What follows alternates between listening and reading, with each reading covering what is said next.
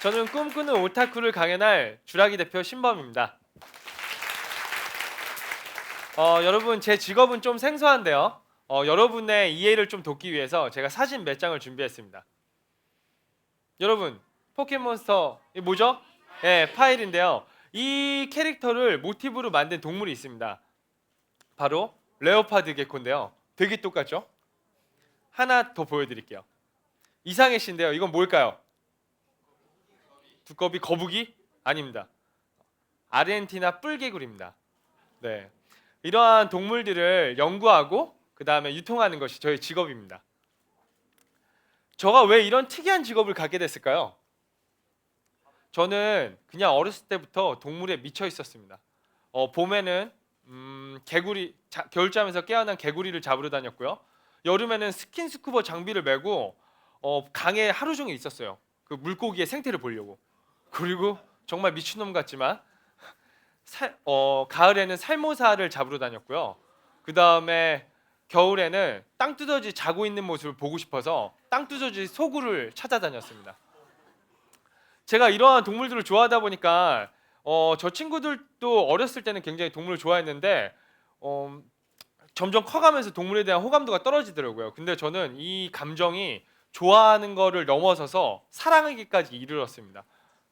그래서 저는 중학교 2학년 때 정도까지 국내 모든 동물들은 거의 섭렵했어요. 그리고 이제 국내 동물들이 재미없어지니까 이제 해외 동물까지 눈을 확장시키기 시작했습니다. 그래서 보시는 거와 같이 브라질리안 레인보우보아, 캥거루쥐, 뿔도마뱀, 과일박쥐 등을 집에서 막 키웠습니다. 그러면서 이때까지 키웠던 종류가 거의 350여 가지 정도 됩니다. 그래서 저의 주변 사람들은 저한테 뭐라고 얘기를 했냐면 오타쿠라고 얘기했습니다. 희귀동물 오타쿠. 저는 이런 오타쿠였고요. 근데 저는 저희 집은 좀 어렸을 때 좀 부유했어요. 요즘 말로 좀 금수저 정도라고 말을 했는데 어느 날 저희 아버님이 크게 사업을 말아드시면서 저희 집은 붉게 물듭니다. 압류 딱지로. 침대에 누워도 딱지, 컴퓨터에 해도 딱지, 소파에 누워도 딱지. 그렇게 뭔가 힘든 고난을 겪고 저는 이때 제일 힘든 점이 뭐였냐면 제 식구가 그때 55마리였어요. 근데 그 친구들의 먹이값이 30만 원 정도였는데요. 이때 20살 때 감당하기 굉장히 힘든 돈이었죠. 집안이 망했으니까요. 그래서 저는 뭔가 제가 돈을 벌어야겠다고 생각합니다. 근데 제가 잘할 수 있는 게 어렸을 때부터는 동물 키우는 거밖에 없었는데요. 막상 나가니까 진짜 제가 잘하는 게 없는 거예요. 그래서 되게 힘들었죠. 근데 어느 날 정말 우연찮게 9시 뉴스를 봤는데요. 그 뉴스에서 우리나라 실험동물 시장이 80% 이상이 일본의 수입에 의존한다는 겁니다. 그래서 저는 그 뉴스를 보고 정말 배운 게 도둑질이라고 그 사업을 실험동물 증식 사업을 해야겠다고 마음을 먹습니다. 그래서 저는 700만 원의 종잣돈을 가지고 처음으로 컨테이너를 사고 그 실험용 쥐를 40마리를 구입해서 6개월여 만에 2,000마리의 쥐를 만듭니다. 그래서 저는 700만 원의 종잣돈을 가지고 월 700만 원의 순이익을 내는 경영자가 되기 시작합니다. 그러면서 제가 정말 하고 싶었던 이제 곤충 사업, 막 지금 4만 마리 화성 농장에 있고요. 그다음에 희귀동물 무역업, 그리고 이 희귀동물에 관련된 먹이 용품 수입을 하면서 저의 인생의 탄탄대로를 달리기 시작합니다. 근데 정말 두 번째로 드라마틱하게 저에게 정말 큰 고비가 오는데요. 중국에 저와 같은 되게 오덕 친구가 있어요. 희귀동물 오덕 친구. 근데 그 친구가 저한테 어느 날 연락을 메신저로 해가지고 야, 이 사진을 보내면서 야, 이거 빨간 눈에 금색 피부 개구리 이거 증식해서 우리나라에 좀 보내달라. 왜 인직하니까 중국인들이 금색과 빨간색 굉장히 좋아하잖아요. 그래서 불티나게 이게 팔려서 씨가 말랐다는 겁니다. 그래서 저보고 증식을 해서 보내달라고 했습니다. 그래서 저는 이때 딱 느낌이 왔어요. 이게 왜 그때 당시에 한 마리 10만 원 정도의 수출이 됐었는데요. 이거를 증식하면 정말 난 성공할 수 있겠다라는 확신을 가졌어요. 그래서 저는 2년간 이 프로젝트를 굉장히 열심히 했습니다. 집에서 아르헨티나 기후를 맞춰서 건기 우기를 뚜렷하게 맞추고 제가 아르헨티나에 사는 것처럼 개구리들과 함께 살았어요. 2년 동안 정말 이런 말 하면 될지 모르겠지만 개고생을 했습니다. 감기도 걸리고 막 덥기도 하고 막 그랬습니다.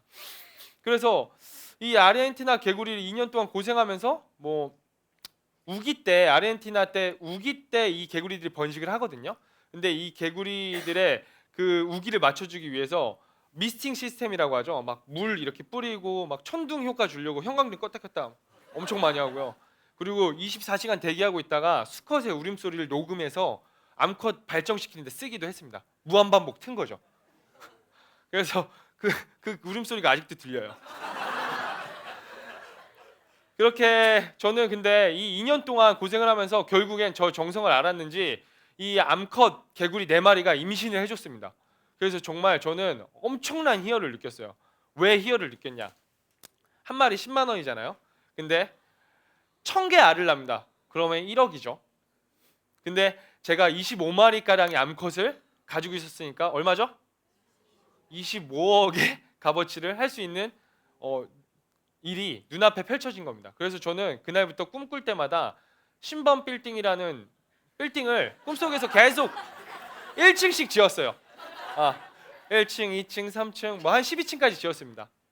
그래서 너무 기쁜 나머지 저는 이 개구리들에게 보양식으로 미꾸라지를 먹이를 투여를 합니다.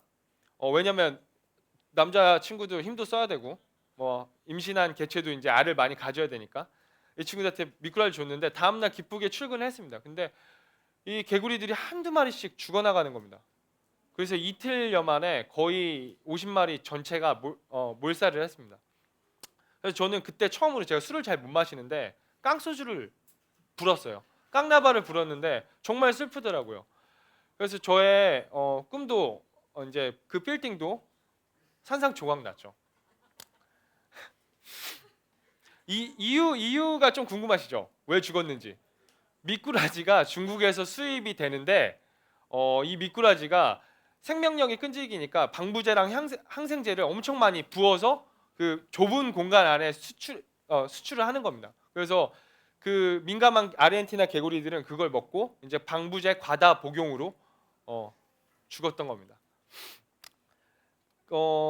그럼에도 불구하고 제가 왜 이러한 일들을 하냐면 저에게는 꿈이 있습니다. 여러분들 저는 초등학교 때부터 지금까지 꿈이 똑같은데요.